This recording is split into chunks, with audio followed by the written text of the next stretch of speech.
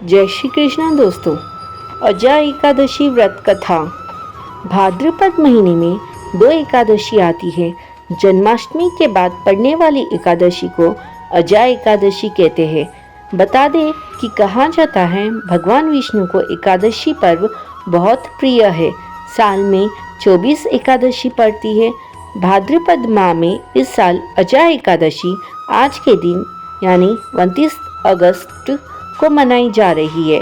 उदया तिथि के कारण यह एकादशी 29 अगस्त को मनाई जा रही है और इसका पारण अगले दिन किया जाएगा।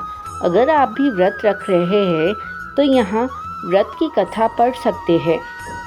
पुराणों के अनुसार एकादशी का महत्व स्वयं भगवान श्री कृष्ण ने धर्मराज युधिष्ठिर को बताया था। कृष्ण बोले, भादो मास के कृष्ण पक्ष की एकादशी का नाम अजा है। इसका महत्व गौतम मुनि भी ही जानते हैं, जिसने युगों का परिवर्तन कर दिया। कथा इसकी ऐसी है कि सूर्यवंश में राजा हरिश्चंद्र अयोध्या में हुए थे। उनके द्वार पर एक श्याम पट लगा था जिसमें मणियों से लिखा हुआ था, यह लेख, इस द्वार में मुंह मांगा दान दिया जाएगा। विश्वामित्र ने पढ़कर कहा, यह लेख मिथ्या है।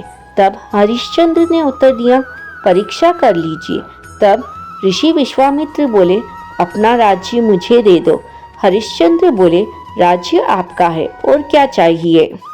विश्वामित्र बोले, दक्षिणा भी तो लेनी है। राहु, केतु और शनि की पीड़ा भोगनी सहज है। साढ़े साथी का कष्ट भी सुगम है। मेरी परीक्षा में पास होना बड़ा कठिन है। आपको मुर्दे जलाने पड़ेंगे। तेरी रानी का मेरा दास बनना होगा।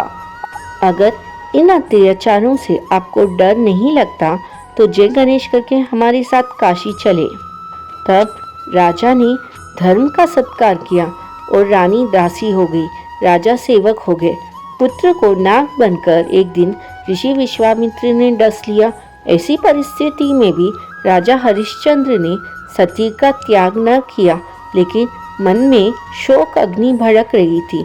उस समय गौतम मुनि के दिल में दया आ गई। अनेक कष्ट सहे लेकिन वो सत्य से विचलित नहीं हुए।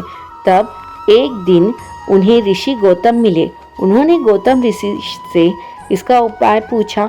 उन्होंने उन्हें अजा एकादशी की महिमा सुनाते हुए यह व्रत करने के लिए कहा।